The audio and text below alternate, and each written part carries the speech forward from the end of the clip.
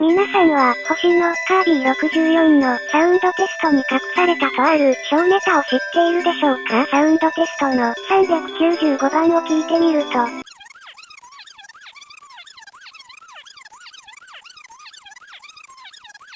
い、これなんて言ってるかわかりましたか？なにこれ、早送りした投稿主の声か？なんでそうなるんだ？答えはいろは歌。いろはに声とちりぬる音高速で言ってます。スロー再生するとわかりやすいと思います。いろはにほへとちーぬをいろはにほへたちーぬをいろはにほへとちーぬをいろはにほへたちーぬを怖いですね。